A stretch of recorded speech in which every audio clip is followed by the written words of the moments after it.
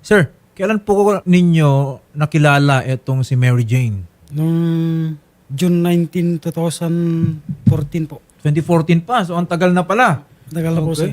At gaano po katagal na naging kayo? Mga 13 years na po, sir. 13 years na naging kayo pero hindi kayo kinasal. Hindi po, sir. Live-in kayo nung panahon po na yon. Opo, sir. Meron ba kayong anak? Meron po 3, sir. At ano tong nabalitaan ko kanina, rinig ko from Sherry, na ikaw pa nagpa-abroad sa kanya. Opo, sir. Ano to, nag-OFW siya. Tama ba? Opo. Para sa pamilya po ninyo. Ganun po, ang intindi po ninyo doon. Opo, sir. Para sa mga ano din, para makabayad din ng mga utang. Eh, sabi nga ni Sherry, parang nagbenta ka pa raw ng properties mo.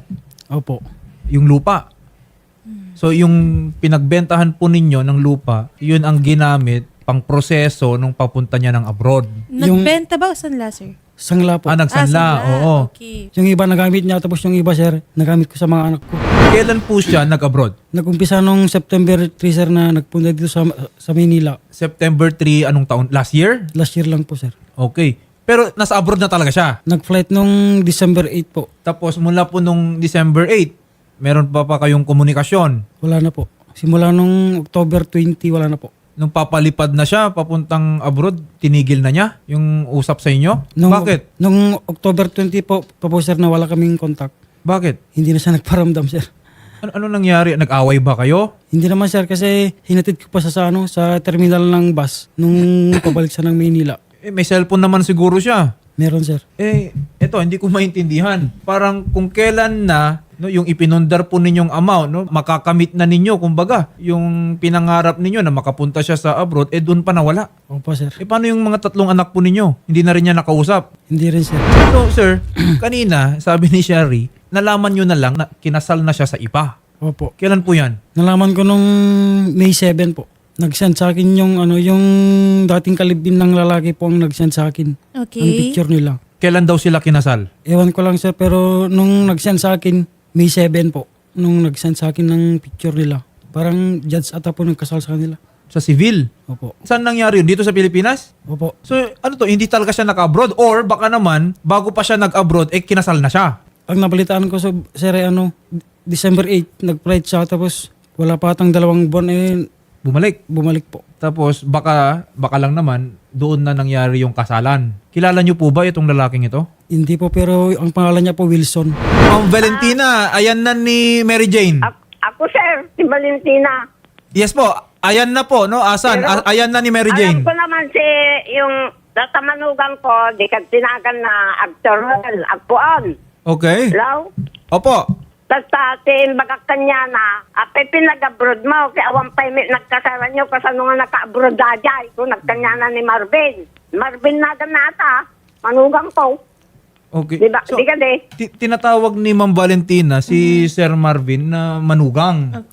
So talagang Oo, manugang ko ni Marvin. Oh, talaga ikaw yung kinikilala niya talaga na manugang, no? Si Ma'am Pero, Ma'am Valentina. Imbagak kanya na idin, no nag-abroad, apay nga rin dyan, makunkuntak ko na kanya na, awan pa ikat na kanya, ingga na idin, ingga na idin, dadilabot, ko na kanya na idin, Baryoda, sir. Apparently, Shari, pati pala si na Ma'am Valentina, hindi na rin nakokontak yung si Mary Jane mula nung nag-abroad siya. Ma'am Valentina, amom ka din no naikasar dito yung anak mon?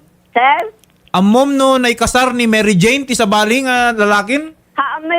Injak lang amo, sir, tawan pa may punta da kanya, tawan may number da kanya. Oo, tinanong ko si Ma'am Valentina kung aware ba siya na kinasal sa ibang lalaki yung anak niya. Kasi- Well, ang sinasabi ni Ma'am yung nanay, hindi po sir kasi mula nga nung nag-abroad yung anak niya, hindi na rin niya nakausap. So talagang parang Hindi ko na nag-cut off nakausap ng talaga, communication. Hindi ko nakikita. Talaga, aburida ako, sir. Kasi magpapaagas ako, masakit ako. Kung sinisyon ako yung mga anak ko, hindi ko na nakikita. So talagang hindi na raw nakakausap ni Ma'am Valentina si Mary Jane. Anak ko ata kasano, kabkabilin namin ide. Pa nakagbakasyon, sir. Ide yanda, di ba ida? Ma'am Valentina, amom no ayan natata ni Mary Jane. Kinaya mo ko nakmit, di ba lasang ko? Sa anak ko nga talagang Mary Jane, sir. Okay. Amom no ayan na natata? Nasakit din natin. Nasakit nga talaga natin ko, sir. Kaya nga natata, hindi pa nakita tirupa na, sir. Masakit daw yung loob nitong si nanay dahil nga Nag-iisa ako, Opo, sir. hindi niya Alam na niya naman, nakikita yung nag-iisa anak ako niya. nandito. So kinikilala niya talaga na si Sir Marvin yung manugang. So parang talagang asawa na kung tutusin ang turing, rather anak na ang turing sa nitong si Ma'am Valentina. Pero si Ma'am Valentina talagang walang any information po patungkol doon kay Mary Jane. Mula nung siya po ay nag-abroad, hindi rin niya alam kung totoo talaga na kinasal na siya. Sir Marvin, kanino po ba natin nalaman na may nangyaring kasalan? Yung dating kalipin ng lalaki na naging partner ng asawa. Yun nga, yung napangasawa nung ni Mary Jane, may dating karelasyon. Yun ang Opo. nag-message po sa inyo. Opo. Natanong mo ba kung asan sila ngayon? Baka naman magkasama na sila. Saan sila nakatira ngayon? Hindi rin niya po alam, sir, na kung saan sila ngayon. Okay. Hindi, kasi lumalabas po, no? Mukhang una sa lahat. Hindi ko alam kung anong rason bakit hindi ka na kinausap. Pero parang hindi lang naman ikaw, pati pala yung nanay. Hindi na pala kinausap. Ano to? Wala ba nangyaring pag-away? Baka naman kasi sinaktan mo siya. Ay, hindi po. Hindi po, Baka sir. naman may babae ka. Ay, hindi po, sir. Ha? Wala. Scatter. Baka may bisyo ka. Sinasaktan mo ba siya? Hindi naman po, sir. Kasi, Sa katunayan nga po, sir, siya po yung minsan nanakit sa akin. tatanungin ko yung nanay ni Mary Jane kung totoong mabait ka. Sige po, sir. Okay. Nanay Valentina.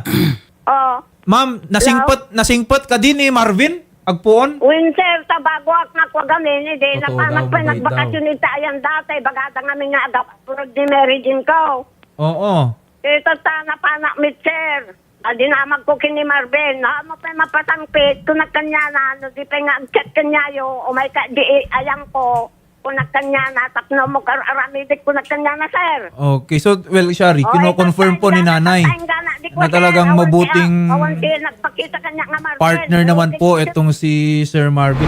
Sir, ganito po ha. Kasi even sa amin, hindi po natin mahanap itong si Ma'am Mary Jane Lorenzo. Gusto sana natin malaman ano ang dahilan, bakit parang biglang nawala na lang siya. Okay? Paano naman yung tatlong anak ninyo? Wala na siyang pakialam, lumalabas. Opo, sir. At more importantly, kung totoo ba talaga na kinasal na siya. Okay? Anong nangyari? Mary J. Lorenzo, kung mapanood mo man ito, sana kamustahin mo lang naman yung mga anak mo kasi kawawa sila ngayon. Hindi ko na alam kung anong gagawin ko. Last year pa nga tumigil na sila sa pag-aaral. Ngayon pasukan na naman, hindi ko alam kung anong gagawin ko. Kung mag-aaral sila o hindi. Okay. Sir, Sir. kung paano, kung totoo talaga yung natanggap ninyong balita na kinasal na talaga siya, Opo, sir. ano pong gusto nyong sabihin kay Mary Jane? Yan lang, kamali ito na sir. Kapag pumunta kayo dito sir, akong sumagot kung alam na may asawa si Mary Jane. Kasi hindi na kasal Pinabayaan na si Mary Jane ko. Pinalubusan na napalabroad, hindi na natatangga na ito wala naman nagpakita sa akin. Okay. Mahirap lang ako sir, nag-isa ako, matanda na ako.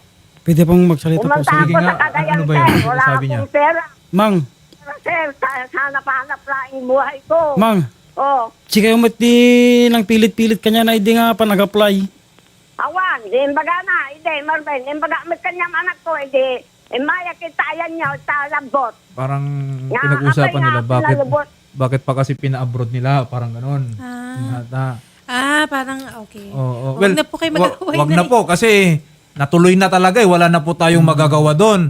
At kung may ginawa po siyang masama, hindi rin naman po natin kontrolado po 'yon. Siya naman po ang nagdesisyon. Wala namang pumilit sa kanya. 'Di ba? Na gumawa po noon. Pero ang sa atin po ngayon dito susubukan po natin na hanapin po si Ma'am Mary Jane. We can also check actually with the proper authorities kung meron talagang record ng kanilang marriage certificate. Okay? Alam niyo naman po 'yan. Mapasibil o simbahan, kung kinasal po kayo, public record po, no? Isasama po 'yan, yung marriage certificate. Nasa PSA po ang mga 'yan. So we can check kung totoo talaga na kinasal, pero at the very least, concern natin ngayon kung asan na itong si Mary Jane kasi kung hindi na nakakausap, okay, ang tanong natin ngayon is ligtas ba siya? Bakit parang hindi naman usual siya rin na ang isang nanay parang i-abandon na lang bigla-bigla yung tatlo nilang anak. So isubukan po natin na hanapin itong si Mary Jane. At tama, yung agency, kasi kung lumabas siya ng bansa, yung Mabe-verify natin, mabe-verify attorney. natin sa records. Tama. Okay? Kung nasa Pilipinas lang pala siya. So as per agency, nakauwi na daw po si Mary Jane Lorenzo noong February 4 this year, sir. February 4 pa. Nabanggit niya yan kanina. So, totoo Yun nga nga. po. Opo. Ano, baka bumalik siya, din baka doon talaga ikinasal. Opo. Ang tanong is, saan niya nakilala itong taong to, lalaki? Kasi May pinaghihinalaan ka na ba, sir? dati ma'am dun sa amin. Kasi bago siya nagpunta Maynila, nagtrabaho siya sa sa pansitan dun sa Tuigaraw. Tapos nagpunta ako dun ng hindi niya alam isang gabi. Nahuli ko siya. Na pilit kong kinuha yung cellphone niya na ginagamit niya. Doon ko nabasa lahat yung chat ng lalaki. Pero ibang lalaki pa yun, sir. Hindi yun yung inasawa niya? Hindi po. Okay, pero anong nakalagay doon sa usapan? Lahat ng nabasa ko dun, sir, na chat nila, kung saan sila magpupunta, kung ano yung gagawin nila paggabi. Tapos yung babae pa yung nagyaya. Talaga? Opo. So, meron na palang history kung tutuusin. Opo, bale, pangalawa na yun. Tapos ngayon pangatlo. Pangatlong lalaki na to. Opo.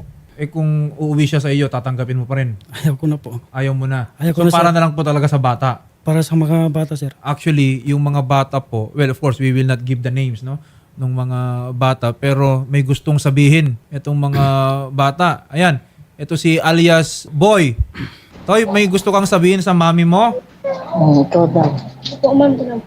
Opo, sir. Opo, sir. Oo, sige, anong gusto mong sabihin kay mami?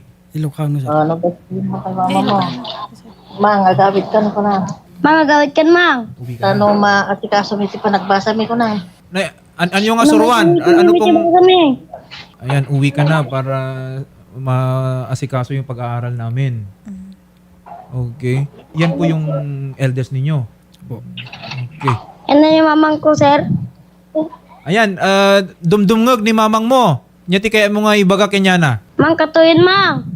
Agawit kan. Pinapauwi niya yung mami niya. Tinatanong nga niya sa akin kanina kung asan daw yung mami niya. Sabi ko lang, yan, nakikinig si mami. Ayan. Sige, boy ha, susubukan po natin na hanapin si mami para by the time no, na ma-contact natin siya, sabihin namin na talagang pinapauwi na ng mga anak. Sir Marvin, in the meantime po, no, hanapin muna natin yung si Ma'am Mary Jane. Opo, sir. Confirm natin no lahat ng mga nabanggit po ninyo kung totoong kinasal na po siya, pero definitely ang concern natin dito is para po sa mga bata. Hindi naman pwedeng abandona mo na lang na parang tinakasan mo yung mga obligasyon po ninyo sa mga anak po ninyo. Hindi po ganon. Hahabulin po natin siya dun sa mga obligasyon niya sa mga bata. Opo, sir. Kung meron man po kaming nakuhang mensahe o nagbigay din po ng panig si Mary Jane Lorenzo sa amin, may message po namin kayo, sir. Kasi hanggang sa ngayon, tinatawagan po namin yung number niya. Nakikipag-coordinate din kami sa agency. Sa ngayon, sir, wala talaga siyang feedback, no, si Mary Jane Lorenzo sa amin. Galing pa po kayong Cagayan Valley, sir, no? Opo, ma'am. Opo, sir, sige po. Bibigyan namin kayo ng pamasahe pa uwi, sir. And again, i-update po namin kayo, sir. Kung makontak po natin itong si Mary Jane Lorenzo. Sige po. Nay Valentina, maraming salamat, Nay. Ringan, ma'am. Kay When? ni Marvin. When Sinabi garod. ko kay Marvin. When? Kapag umuwi ako dito sa Isabela, galing ako sa Cagayan. Kung wala pa si Jane, pumunta ka, may kadyayang ko sa agtungtong tano sa Dinote. Nag-abroadan na ako na kini Marvin, ma'am. Ingga na tatamam sa latatang nagkutay. Hindi, Ma'am Valentina, nakapatangmi yung agency. Nakaawid ka no, to'y Pilipinas, hindi Pebrero pa lang, di anak yo. Awamit nga ron, Okay. sir, dito kwak. Oo. Ay, bagada nga ron niya dagtoy. Sige, sige. Papanin Salamat ni Marvin to. Ha? Mag-usap daw kayo, ha? After Salamat daw nito. po.